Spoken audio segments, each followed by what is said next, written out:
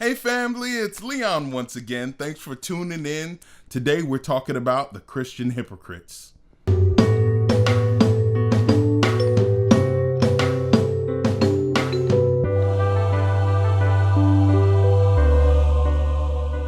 Now, as I so often do, we are jumping in both feet into a series that I envision to destroy the obstacles that stand between the people and community with God.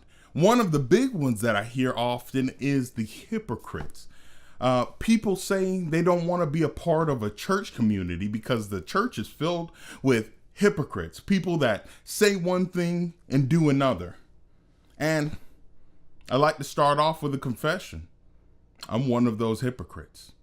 The truth is, as much as I strive to be someone who is a man of their word or who speaks the truth, I tend to fall into these same cycles of hypocrisy.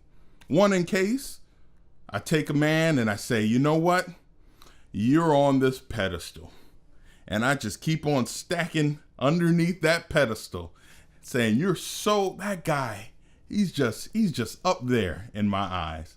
Until the day where ultimately, as us humans do, we let someone down. He stumbles, he says something that might not actually be a stumbling block, but in my eyes, I envision it as a downfall. And then I say, I'm not going to let anyone do that to me. I'm not going to do that to anyone else. Part of my hypocritic nature, I allow people to put me on pedestals and raise me up and lift me up. But then I say, oh, I'm smarter than him. I'm just going to be a perfect guy. Yes, as you can see, that cycle just continues to form and continues to roll on. And I perpetuate the same problem, which is this idea of perfect Christianity. It's just impossible to keep up with. It's not true, and it's unfair to those who are placed in the category and unfair for those who have placed them there. And I do have a motive behind it. I hope that my honesty with you will allow you to be honest with yourself and realize and admit that you're a hypocrite too. I looked online just to get a brief list of hypocritical things that are very popular in today's culture. It was hard to find a brief list. Here's one that I thought was great. There was 45, I believe, hypocritical things we do. I took an excerpt. Of course, I'm not going to read you all 45, but here's some that I thought were relevant. We complain about being broke, but live the YOLO lifestyle. You only live once.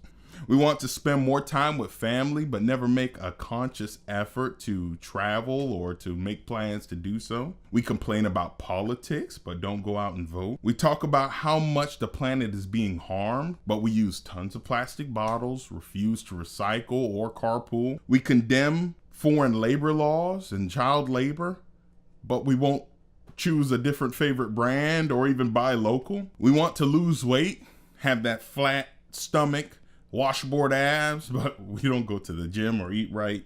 We want a perfect relationship with somebody, but we don't want to work at it. We support our favorite artist in a heated conversation, but will not support them financially. We complain about the cost of car repairs, but don't want the car payments.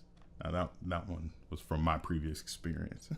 We call people hypocrites all the while living and breathing hypocrisy.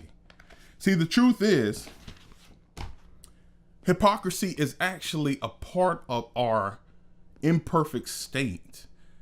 Being a hypocrite is human as breathing and eating. As long as you live on the face of the planet, then you're most likely going to be hypocritical. In fact, the higher you aspire to, the bigger things you plan, the higher hopes and dreams that you hold yourself to, the more likely you are to be hypocritical.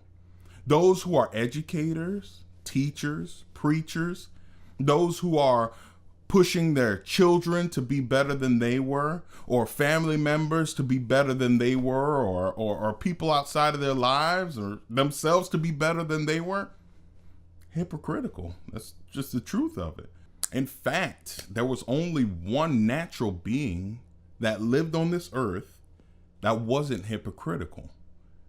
In fact, Jesus walked this earth honestly, speaking what he was and doing what he said.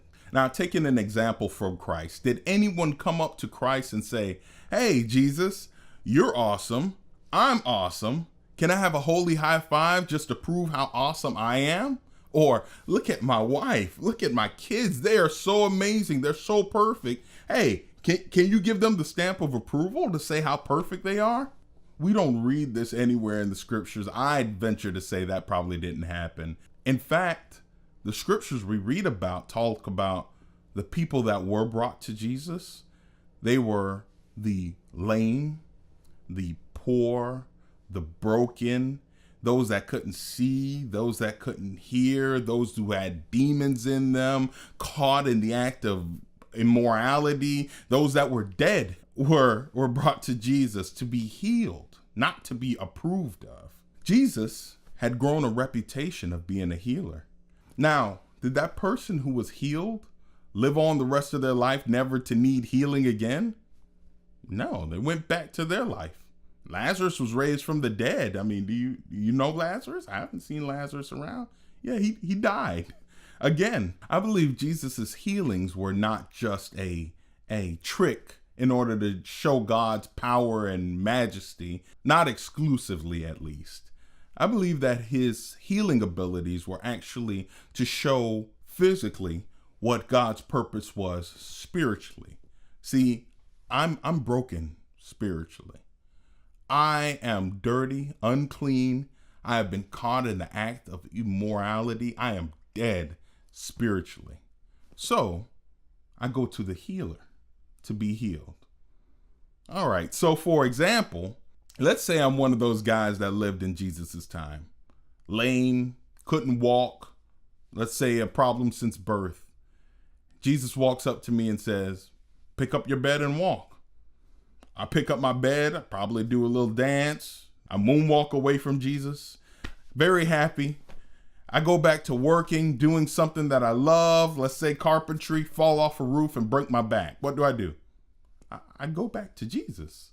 Now you may say, "Well, Leon, if Jesus was walking around with you and you had the ability to be healed by Jesus, why not go to him regularly?"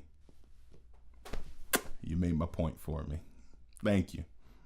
Yes, we go to Jesus regularly by going to the church. Jesus says, "Or even a couple of people are gathered in my name, I'm there in the midst." So if I want to be with the healer, I can be with the people who are gathered together in his name. So let's review it all. Church is a beautiful place for the broken people. It is a rehab, if you will, for the sick.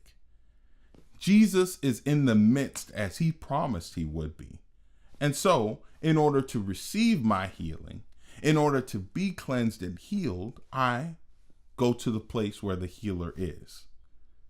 Also, we're all hypocrites. No, that's not a cop-out for me to say, "Oh, okay, I can be a hypocrite because everyone else is."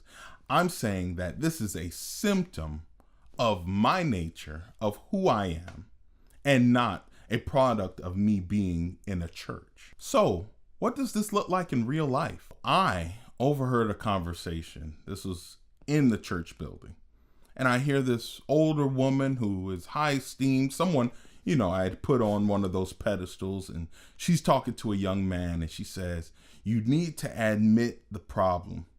She said, "You got to get help. You need to realize that this is bigger than you, that your addiction will consume you." I was like, okay, yeah, that's the truth. I mean, it's not anything I've never heard before, but it's the truth. She went on to say, "I know because I was addicted. I fought that same battle you're fighting. I embarrassed my loved ones. I had a reputation.